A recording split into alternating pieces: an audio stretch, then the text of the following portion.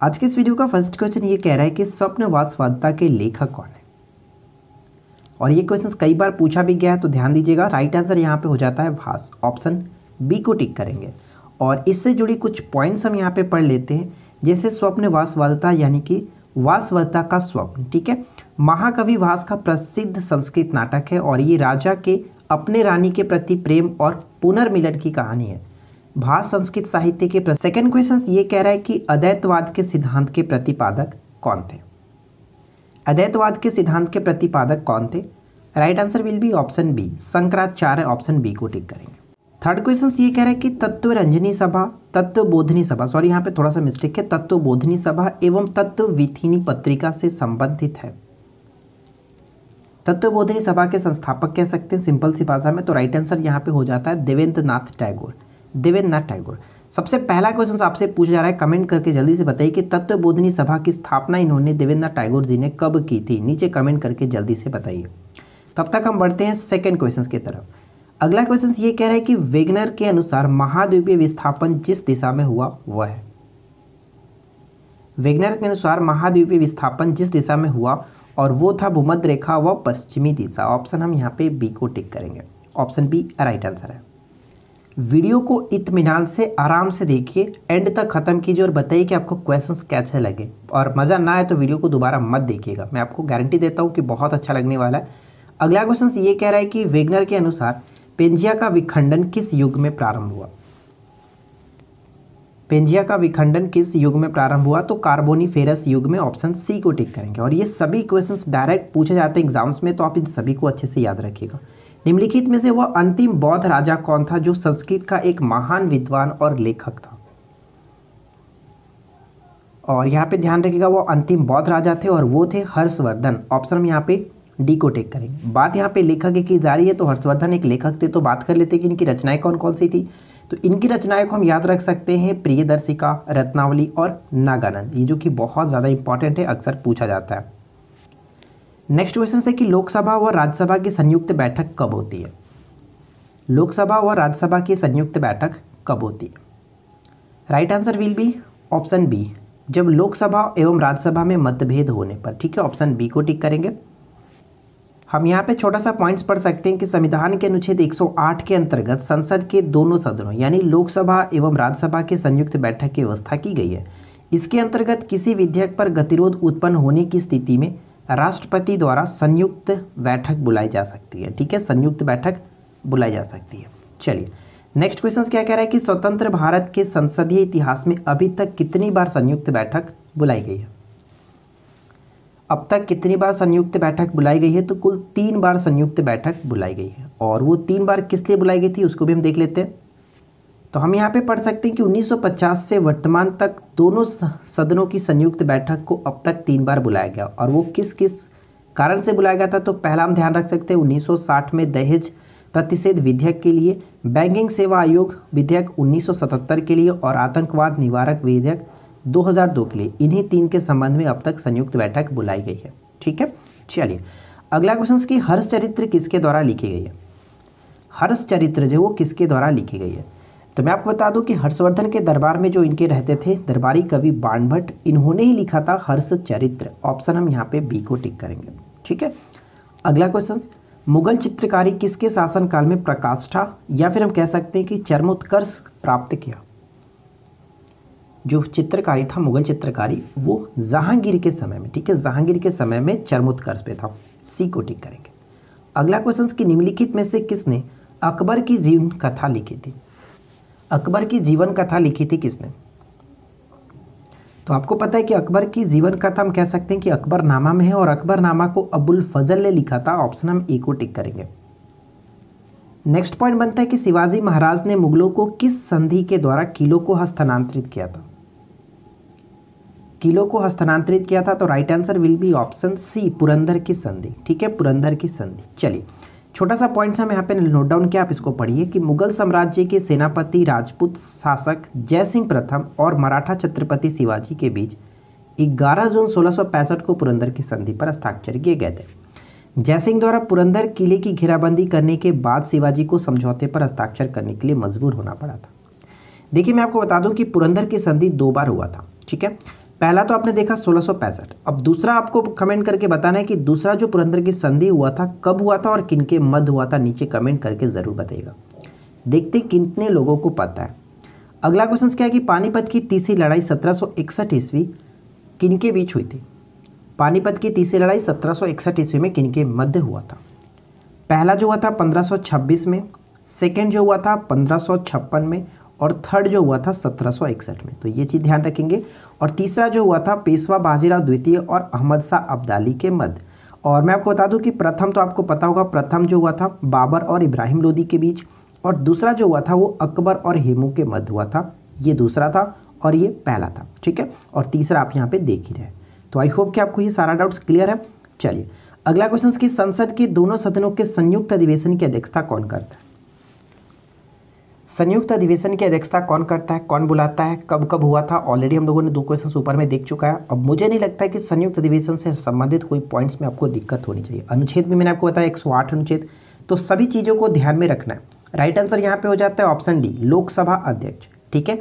लोकसभा अध्यक्ष ही जो होता है वो संयुक्त अधिवेशन की अध्यक्षता की बैठक यानी कि अध्यक्षता करता है, बैठक की अध्यक्षता करता है, ठीक है। बुलाता राष्ट्रपति है लेकिन अध्यक्षता लोकसभा अध्यक्ष करता है। नेक्स्ट पॉइंट है कि निम्न में से किन अनुच्छेदों द्वारा भारतीय संविधान नागरिकों को मूल अधिकार निश्चितता प्रदान करता है? मूल अधिकार की बात की जा रही है, ध्यान रखिएगा। तो मूल अधिकार अगर हम देखें तो किस भाग में? भाग 3, और संबंधित आर्टिकल की बात करें तो 12 से 35 तक, ठीक है। ऑप्शन ए को टिक करेंगे। नेक्स्ट क्वेश्चन बनता है कि नौकरियों तथा शैक्षणिक संस्थाओं में समाज के कमजोर वर्ग के लिए आरक्षण उपलब्ध कराने के लिए केंद्र सरकार को संविधान का कौन सा अनुच्छेद अधिकार प्रदान करता है? तो ये अनुच्छेद होता है अनुच्छेद 16, ऑप्शन बी बिल्कुल सही आंसर होगा। नेक्स्ट वन है कि भारतीय संघ में किसी राज्य को सम्मिलित करने का अधिकार किसे है? भारतीय संघ में किसी राज्य को सम्मिलित करने का अधिकार किसे? संसद को यह अधिकार है, ऑप्शन सी बिल्कुल सही आंसर होगा। देखिए अगला क्वेश्चन क्या है कि कार्यपालिका का समस्त सत्ता निम्नलिखित में किसमें निहित होता है?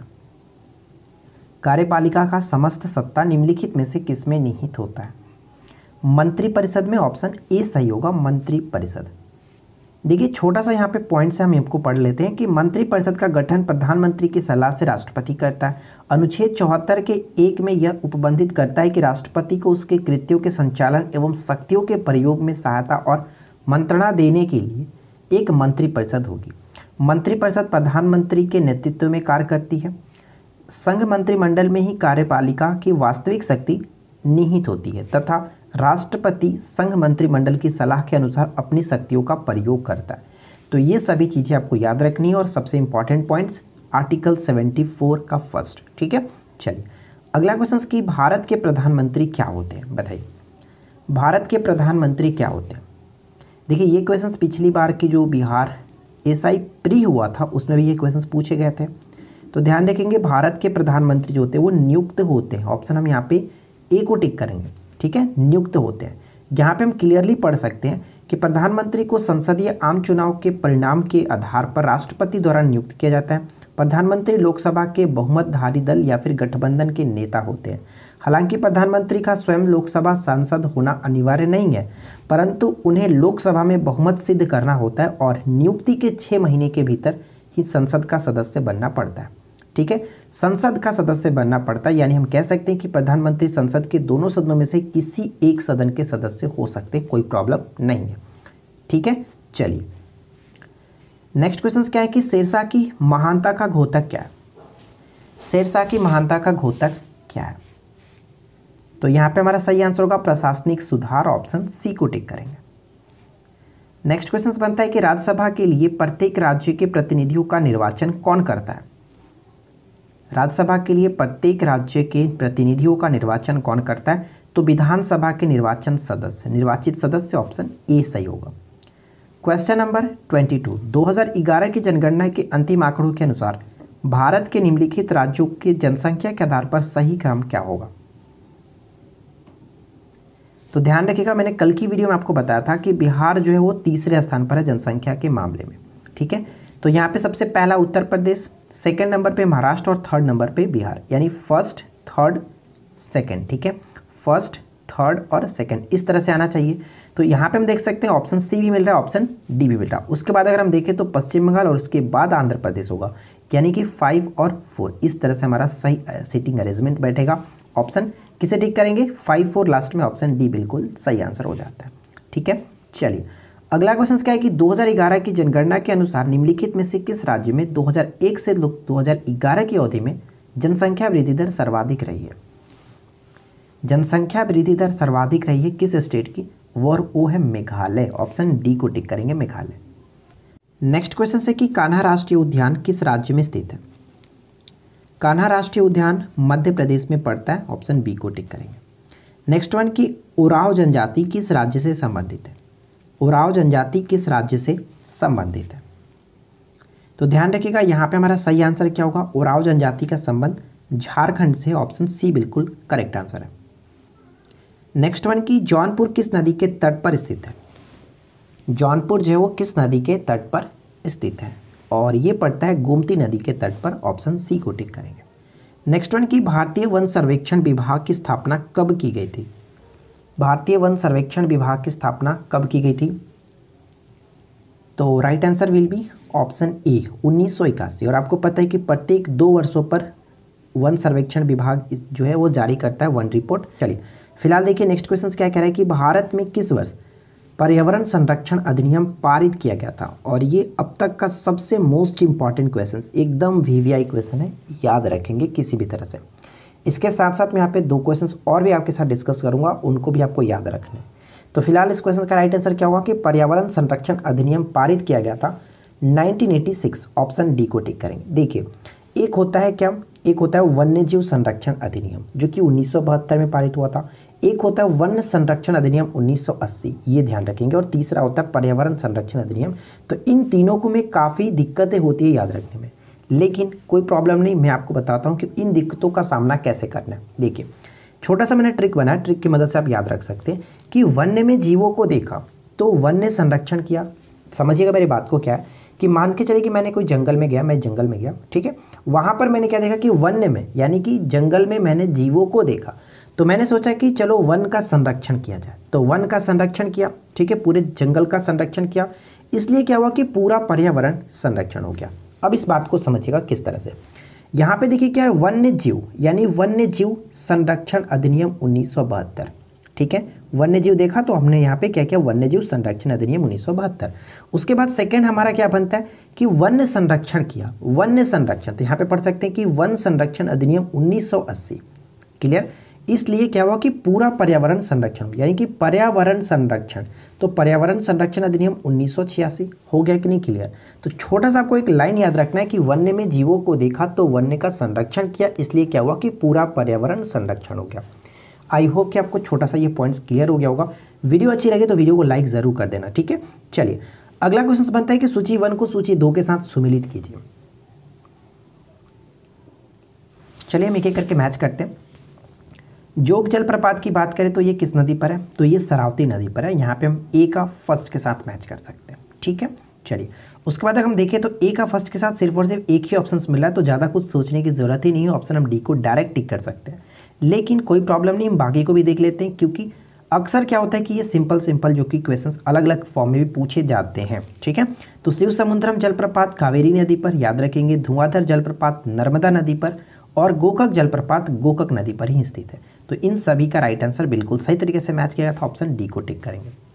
नेक्स्ट पॉइंट क्या कह रहा है कि महाबुद्ध द्वारा, ठीक है, महात्मा बुद्ध द्वारा गृह त्याग की घटना क्या कहलाती है। गृह त्याग की जो घटना है उसको हम लोग किस नाम से जानते हैं, तो महाभिनिष्क्रमण के नाम से जानते हैं, ऑप्शन ए को टिक करेंगे। और जो इनका प्रथम प्रवचन था, उपदेश था, जो सारनाथ में इन्होंने दिया था, उसको हम लोग धर्मचक्र प्रवर्तन कहते हैं, ठीक है।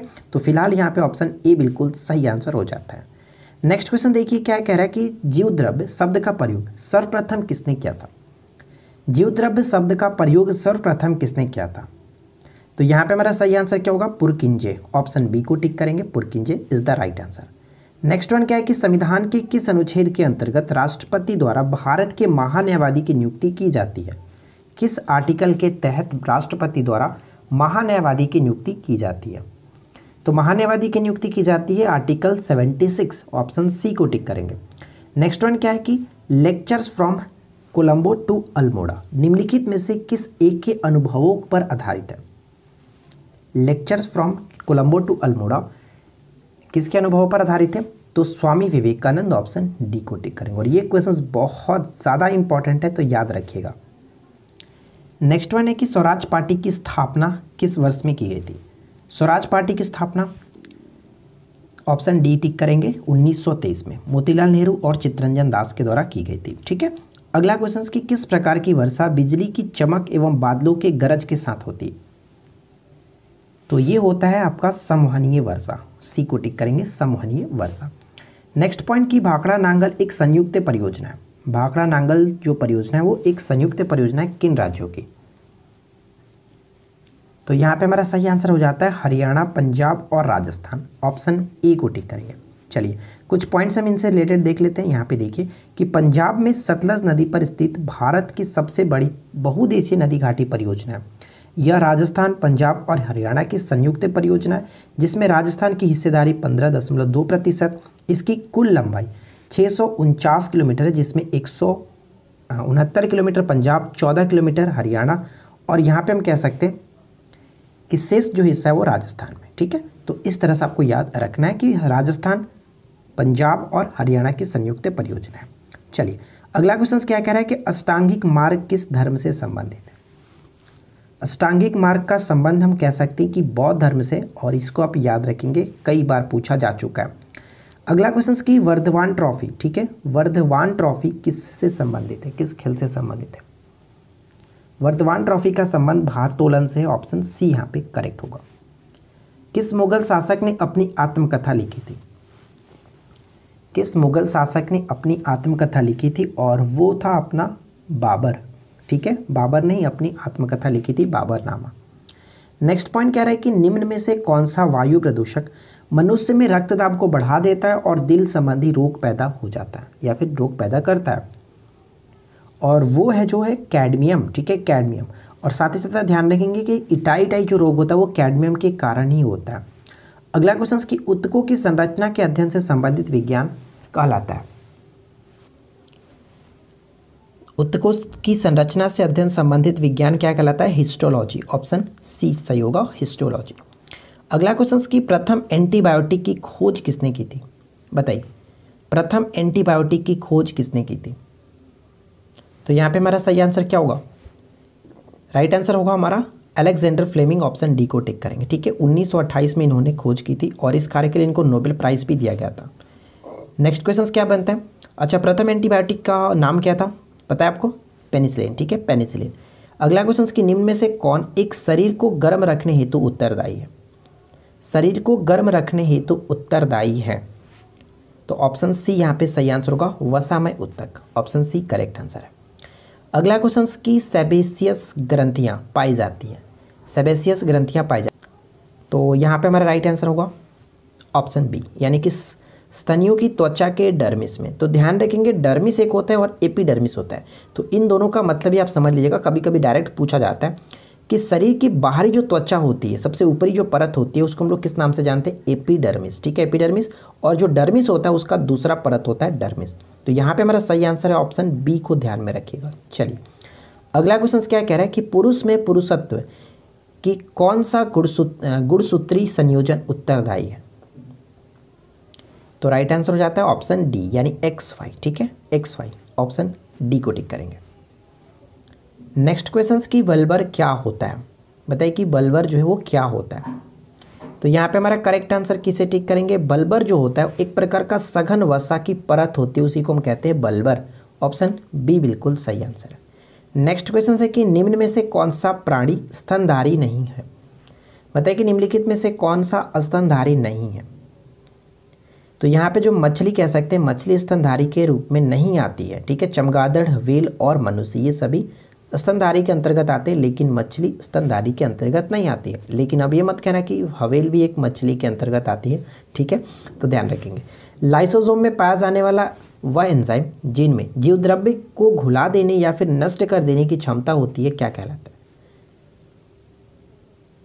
तो देखिए इस क्वेश्चन को थोड़ा सा घुमा करके भी पूछा जाता है कि हाइड्रोलाइटिस एंजाइम कहाँ पे पाया जाता है। तो हाइड्रोलाइटिस एंजाइम लाइसोसोम में ही पाया जाता है और इसका कार्य मैंने आपको यहाँ पे बता दिया, आप इसको पढ़ करके समझ सकते हैं। तो फिलहाल करेक्ट आंसर ऑप्शन डी को टिक करेंगे, ठीक है। और अगला क्वेश्चन कह रहा है कि 80% से अधिक सेल यानी कोशिका में पाया जाने वाला पदार्थ कौन सा होता है। 80% से अधिक कोशिका में पाया जाने वाला पदार्थ होता है जल, ऑप्शन डी को टिक करेंगे। यहाँ पे हम पढ़ सकते हैं कि मानव शरीर की सबसे छोटी इकाई जो होती है वो कोशिका ही होती है, सेल्स होती है, ठीक है।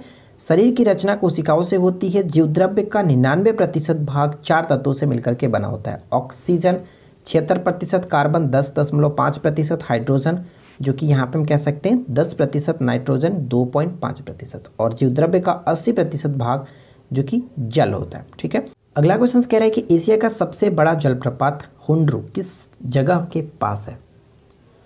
हुंड्रू जो है वो किस जगह के पास है, तो रांची, ठीक है, ऑप्शन ए को टिक करेंगे। तो पहला क्वेश्चन ये कह रहा है कि लोधी वंश का अंतिम शासक कौन था।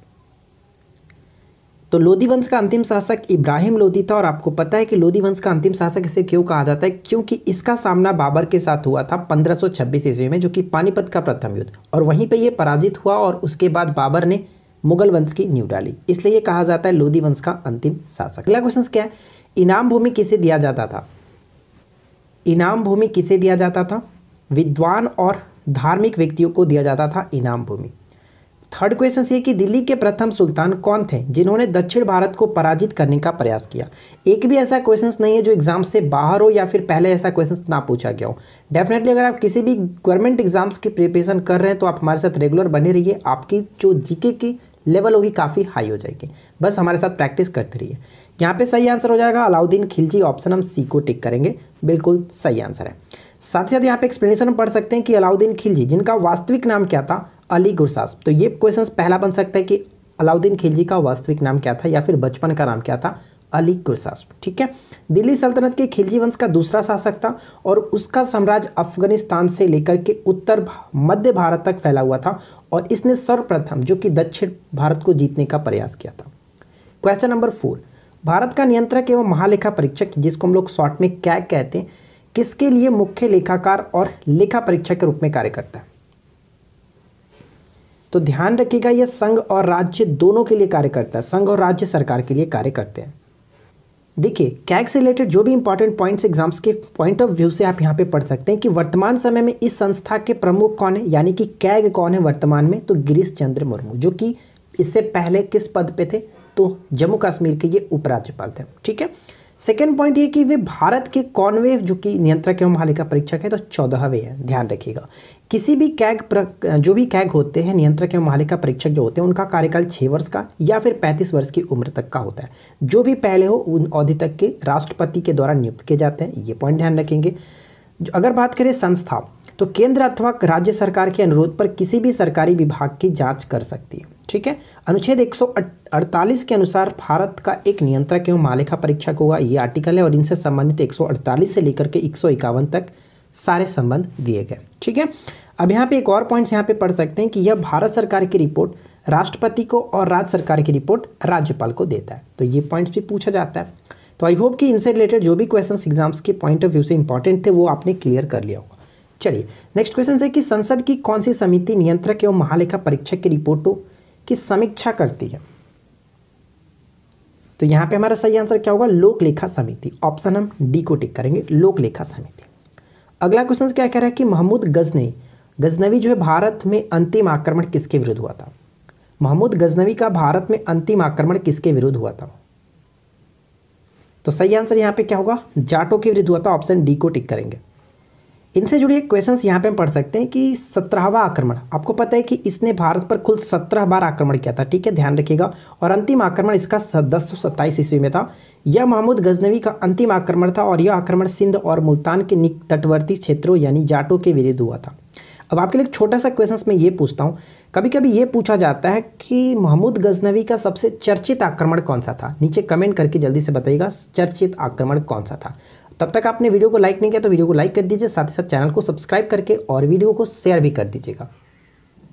अगला क्वेश्चन ये कह रहा है कि निम्नलिखित में से कौन सुमेलित है। ध्यान से पढ़िए और बताइए कि निम्नलिखित में से कौन सही तरीके से सुमेलित किया गया।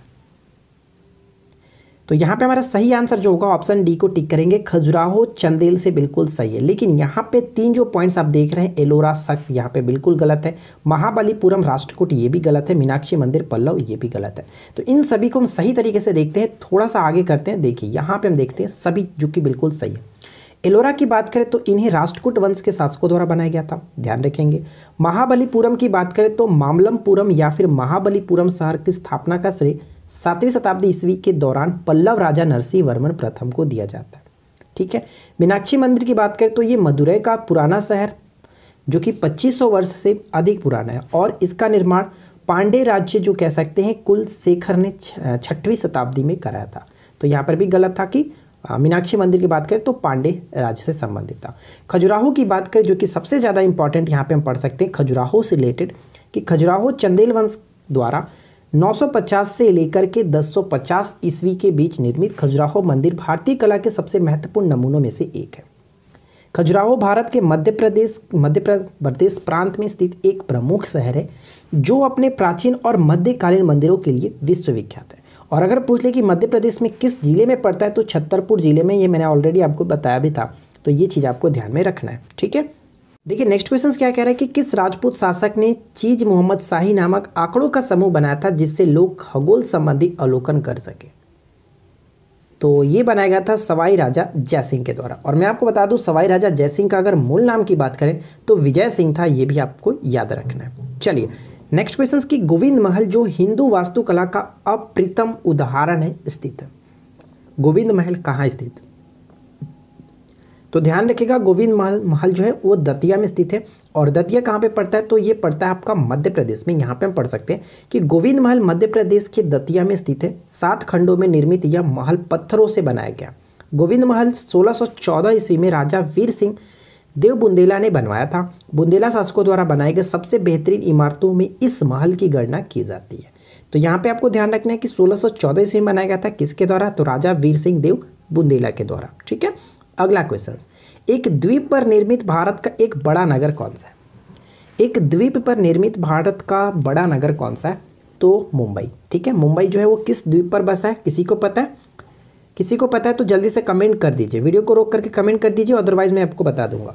सालसेट द्वीप पर निर्मित है, ठीक है, सालसेट द्वीप पर। चलिए नेक्स्ट क्वेश्चन क्या कह रहा है कि 18वीं शताब्दी में भारत से लड़े गए युद्धों का निम्नलिखित में से सही कालानुक्रम कौन सा है?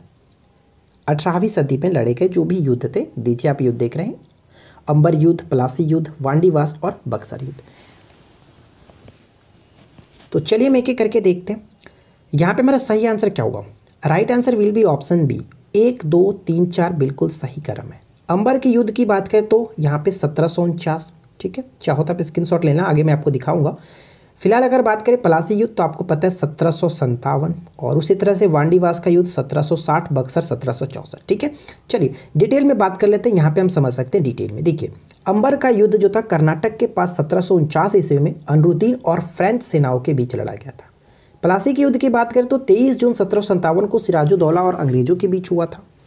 वांडीवास के युद्ध की बात करें तो 22 जनवरी 1760 ईस्वी में अंग्रेजी सेना और फ्रांसीसी के सेना के मध्य हुआ था। यहाँ से एक क्वेश्चन मैं पूछता हूँ, ऑलरेडी मैं कई बार बता भी चुका हूँ कि बताइए कि वांडीवास जो वो किस स्टेट में स्थित है? वांडीवास जो है वो किस राज्य में पड़ता है? क्लियर। चलिए और एक और यहाँ पे पॉइंट देख सकते हैं कि बक्सर का युद्ध, बक्सर का युद्ध 22 अक्टूबर 1764 में बक्सर नगर के आसपास ईस्ट इंडिया कंपनी के हेक्टर मुनरो और मुगल तथा नवाबों की सेनाओं के बीच लड़ा गया था। अगर हम बात करें इसमें कौन कौन शामिल थे तो बंगाल के नवाब में मीर कासिम, अवध के नवाब सुजाउद्दौला और मुगल बादशाह शाह आलम द्वितीय की संयुक्त सेना जो थी अंग्रेजी कंपनी के साथ लड़ रही थी। तो ये चीज़ ध्यान में रखिएगा, पूछा जाता है।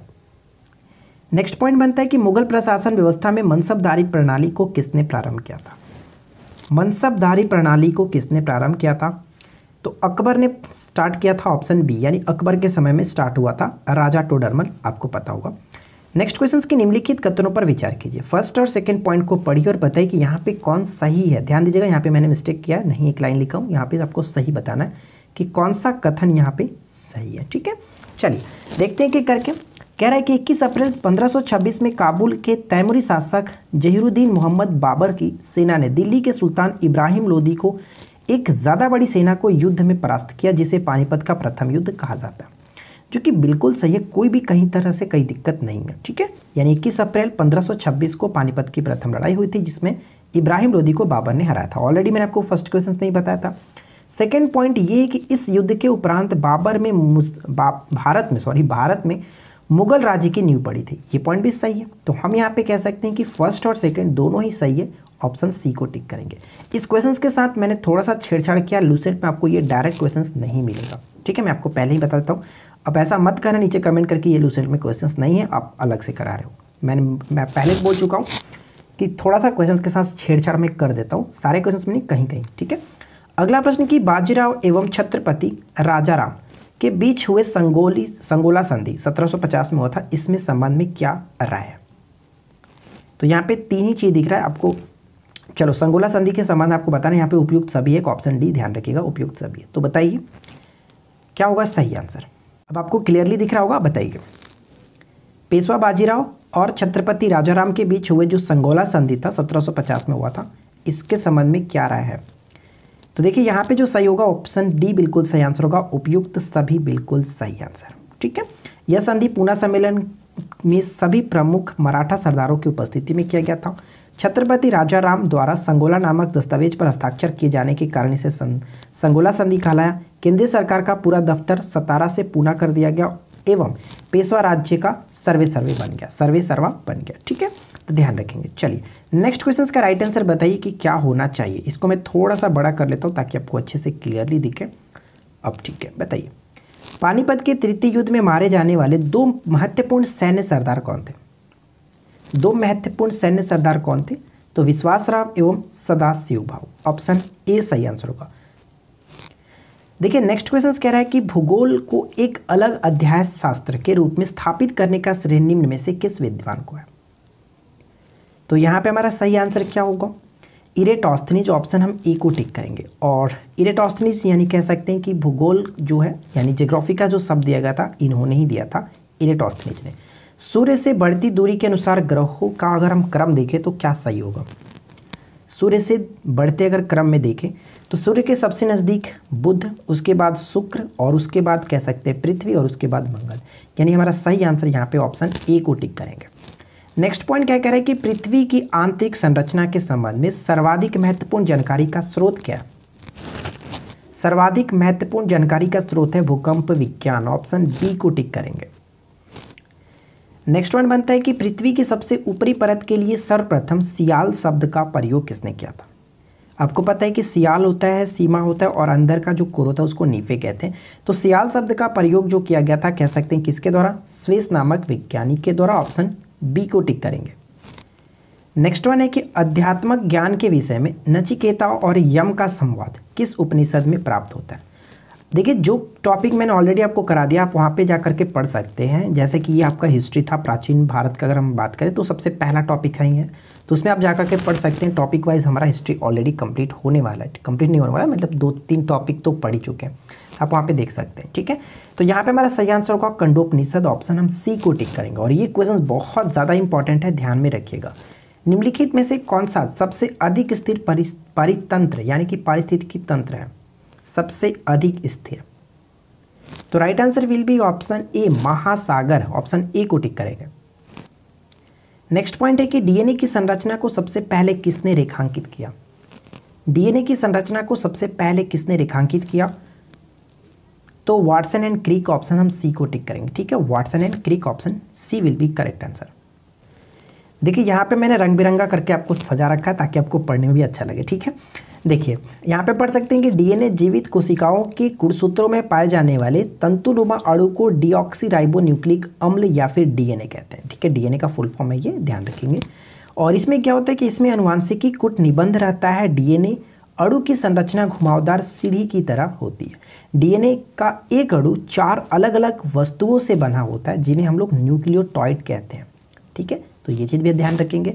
चलिए अब जो एग्जाम्स के पॉइंट ऑफ व्यू से इंपॉर्टेंट है, आप यहाँ पर भी पढ़ सकते हैं थोड़ा सा कि डीएनए अणुओं का एक समूह है जो वंशानुगत जानकारियों को एक से दूसरे में पहुँचाने करने के लिए जिम्मेदार होता है, पहुँचाने के लिए जिम्मेदार होता है। ठीक है, करने यहाँ पे नहीं होना चाहिए था। अगला पॉइंट कह रहा है कि डीएनए माता पिता से एक बच्चे में आता है जिसमें लगभग आधे बच्चे का डीएनए पिता से और आधे माता से मिलता है। ठीक है, तो ये पॉइंट ध्यान रखेंगे। चलिए नेक्स्ट क्वेश्चन की तरफ बढ़ते हैं। अगला क्वेश्चन है कि लेप्रोसी बेसिलस का आविष्कार किया। लेप्रोसी बेसिलम का आविष्कार किसने किया था? हेंसेन। ऑप्शन बी को टिक करेंगे। नेक्स्ट पॉइंट के अनुवांशिकी यूनिट अर्थात जीन होते हैं।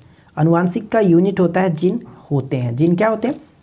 जीन होते हैं गुणसूत्रों में। ऑप्शन बी को टिक करेंगे। गुणसूत्रों में ऑप्शन बी राइट आंसर है। मच्छरों के नियंत्रण हेतु प्रयोग होने वाले कीटभक्षी मछली है।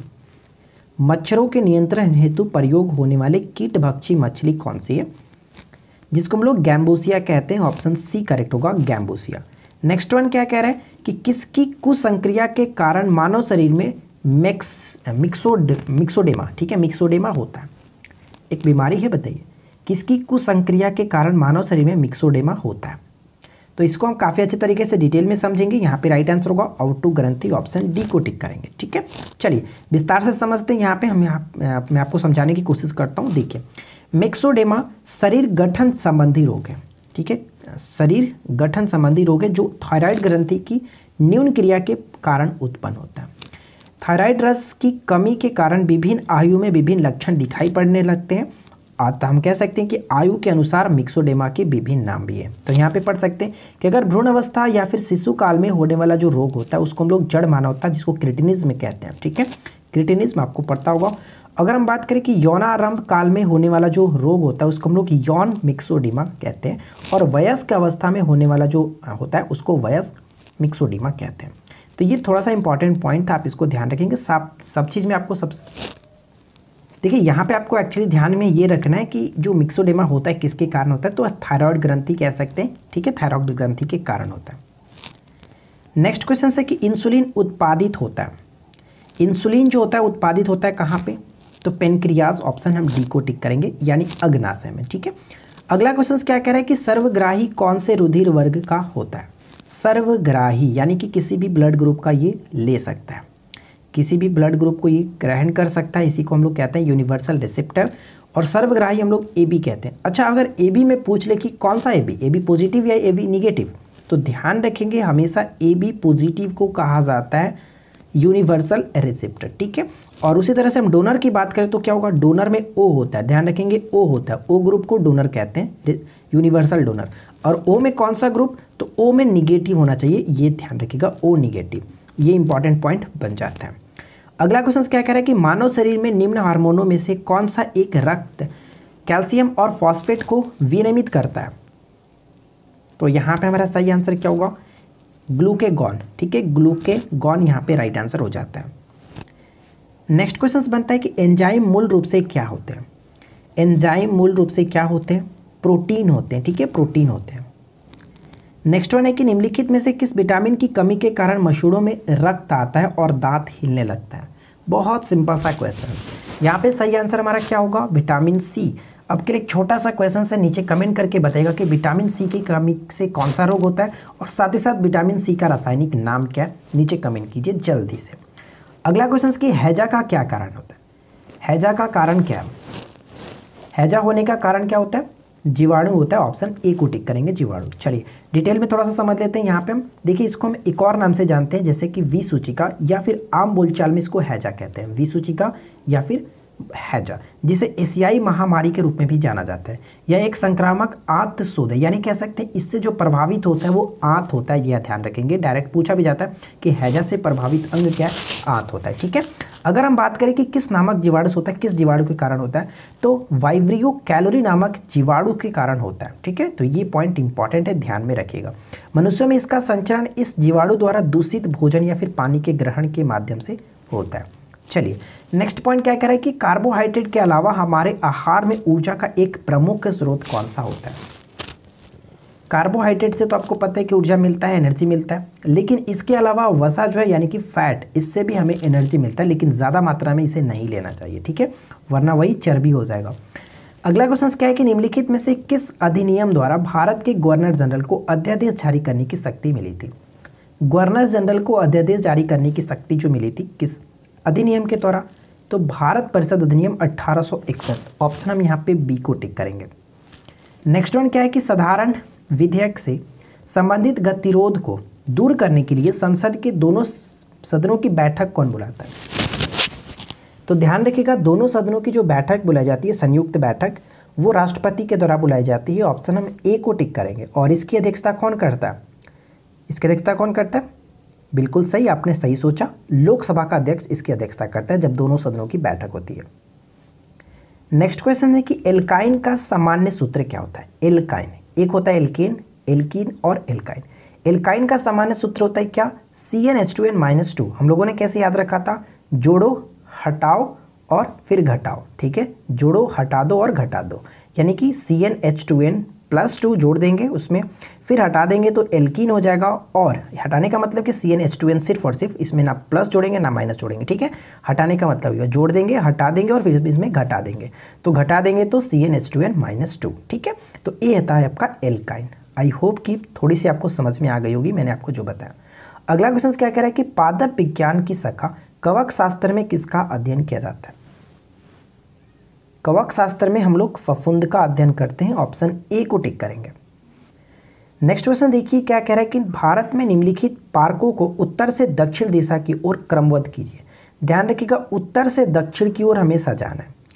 उत्तर से दक्षिण में अगर हम सबसे पहले देखें तो हमें पता होना चाहिए कि कौन सा जो पार्क है वो किस स्टेट में पड़ता है, तब हम उसका लोकेशन के अकॉर्डिंग सजा सकते हैं। तो यहाँ पर अगर हम देखें तो कार्बेट नेशनल पार्क उत्तराखंड में, सबसे उत्तर में हो रहा है उत्तराखंड, यानी कि 3 होना चाहिए सबसे पहले। वैसे भी हम देखें तो ऑप्शन एक ही दिख रहा है, राइट आंसर ऑप्शन सी को टिक कर सकते हैं। चलिए बाकी को देख लेते हैं। अगर हम देखें कार्बेट नेशनल पार्क जो कि उत्तराखंड में, इंद्रावती कहाँ पे पड़ता है? छत्तीसगढ़, नागरहोल कर्नाटक, यानी ये सबसे नीचे जाएगा कर्नाटक, ठीक है। माधव नेशनल पार्क की अगर हम बात करें तो ये मध्य प्रदेश में, तो इंद्रावती और मध्य प्रदेश में देखें तो सॉरी, यानी कि छत्तीसगढ़ और मध्य प्रदेश में देखें तो मध्य प्रदेश ऊपर होगा, यानी 4 और उसके बाद 1 और 2, कुछ इस तरह से बनेगा 3 4 1 2। तो देख सकते हैं 3 4 1 2, ऑप्शन सी बिल्कुल सही है। नेक्स्ट वन कह रहा है कि भारत की सर्वाधिक महत्वपूर्ण मिट्टी कौन सी है? भारत की सर्वाधिक महत्वपूर्ण मिट्टी में जलोढ़ को सबसे टॉप पे रखा जाता है। ऑप्शन सी को टिक करेंगे। अगला क्वेश्चन की कार्य का मात्रक क्या है? बहुत सिंपल सा क्वेश्चन की कार्य का मात्रक क्या है? कार्य का मात्रक होता है जूल, यानी ऑप्शन हम यहाँ पे डी को टिक करेंगे, इनमें से कोई नहीं, कार्य का मात्रक जूल होता है। नेक्स्ट क्वेश्चन की संगीतकार तानसेन का संबंध किस राज्य दरबार से रहा? बताइए कि संगीत तानसेन का संबंध किस राज्य दरबार से रहा? तो यहाँ पे सही आंसर होगा रीवा, ग्वालियर और मुगल। आपको पता नहीं कि मुगल दरबार की अगर हम बात करें तो मुगल में किस शासक के दरबार में रहते थे तानसेन? कमेंट कीजिए। नेक्स्ट क्वेश्चन की निम्नलिखित में से किसने स्वयं को हिंदुस्तान का तोता कहा है? स्वयं को हिंदुस्तान का तोता किसने कहा था? अमीर खुसरो, ठीक है, अमीर खुसरो। और इनका वास्तविक नाम क्या था, यानी बचपन का नाम कह सकते हैं कि अबुल हसन, ठीक है, अबुल हसन। और इनका जन्म कहाँ पे हुआ था? तो पटियाली, उत्तर प्रदेश के पटियाली में इनका जन्म हुआ था। नेक्स्ट क्वेश्चन की किस वर्ष भारत एक प्रभुत्व संपन्न प्रजातांत्रिक गणराज्य बना? एक प्रभुत्व संपन्न प्रजातांत्रिक गणराज्य बना, तो right answer will be option D 1950, 26 January 1950। Next question की प्लेट विवर्तन सिद्धांत का प्रतिपादन किसने किया था? प्लेट विवर्तनिक सिद्धांत का प्रतिपादन किसने किया था? हैरी हेस, यहाँ पे ऑप्शन ए को टिक करेंगे, Harry हेस, clear, Harry हेस। Next question की फ्रंटल वर्षा किस कारण से होती है? फ्रंटल वर्षा जो वो किस कारण से होती है? चक्रवातीय गतिविधि, चक्रवातीय गतिविधि। अगर आपकी मार्क्स कम आ रहा है तो आपको लूसेंट पढ़ना चाहिए, ठीक है। और लूसेंट अगर आप नहीं भी पढ़ रहे हैं तो रेगुलर हमारे साथ प्रैक्टिस करते रहिए, सारे क्वेश्चंस को अच्छे से नोट डाउन कीजिए, डेफिनेटली आपका जीके काफ़ी अच्छा हो जाएगा। निम्नलिखित में से कौन सा कथन सही है? पढ़िए दोनों पॉइंट्स को और बताइए। तो चलिए सॉरी, तो चलिए देखते हैं कि यहाँ पे सही पॉइंट्स क्या होगा। पहला पॉइंट कह रहा है कि चक्रवात एक निम्न दाब तंत्र है, बिल्कुल सही, केंद्र में निम्न दाब होता है, चक्रवात एक निम्न दाब तंत्र है। सेकेंड पॉइंट की उत्तरी गोलार्ध में चक्रवात में पवन संचालन दक्षिणावर्ती होता है, ये पॉइंट भी बिल्कुल सही है। तो हम यहाँ पे कह सकते हैं कि सही उत्तर चुनना है तो दोनों में दोनों करेक्ट है, इसलिए ऑप्शन सी को टिक करेंगे, 1 और 2 दोनों सही है। नेक्स्ट पॉइंट है कि निम्नलिखित में से कौन सी नदी मक्का रेखा को 2 बार या फिर 2 बार काटती है या फिर 2 बार गुजरती है? मकर रेखा का मतलब क्या है कि ग्लोब पर जो हमारा 23.5 डिग्री दक्षिणी अक्षांश है उसको कहा जाता है, और इसका मतलब 2 बार गुजरने का मतलब कुछ इस तरह से ये नदी गुजरती होगी, 2 बार काटती होगी। तो कहने का मतलब क्या हुआ कि लिम्पोपो नदी, ऑप्शन हम बी को टिक करेंगे, लिम्पोपो नदी, ठीक है। चलिए नेक्स्ट वन बनता है कि किस नदी को यूरोपीय व्यापार की जीवन रेखा कहा जाता है? किस नदी को यूरोपीय व्यापार की जीवन रेखा कहा जाता है? तो राइट आंसर यहाँ पे हो जाएगा ऑप्शन बी, राइन नदी को कहा जाता है, ठीक है, राइन नदी को। नेक्स्ट क्वेश्चन की 2011 की जनगणना के अनुसार बिहार की जनसंख्या की दृष्टि से भारतीय राज्यों में कौन सा स्थान है? बताइए, बिहार की जनसंख्या की दृष्टि से भारतीय राज्यों में कौन सा स्थान है? तो यहाँ पे हमारा सही आंसर क्या होगा? तृतीय स्थान है, ऑप्शन सी को टिक करेंगे, तृतीय स्थान है, ऑप्शन सी बिल्कुल सही। सबसे टॉप पे उत्तर प्रदेश। नेक्स्ट पॉइंट क्या है कि डफला तथा सिंहपो, ठीक है, डफला तथा सिंहपो जनजाति किस प्रदेश में पाई जाती है? डफला तथा सिंहपो जनजाति किस प्रदेश में पाई जाती है? तो राइट आंसर यहाँ पे हो जाता है अरुणाचल प्रदेश, ऑप्शन डी को टिक करेंगे। नेक्स्ट वन की भारतीय खनिज पदार्थों का भंडार गृह कहा जाता है। भारतीय खनिज पदार्थों का भंडार गृह किसे कहते हैं? कौन से पठार को? छोटा नागपुर का पठार, ऑप्शन डी को टिक करेंगे। एक लास्ट क्वेश्चन में आपको कमेंट करके ये बताना है कि छोटा नागपुर पठार की सबसे ऊंची चोटी का नाम क्या है, बताइए।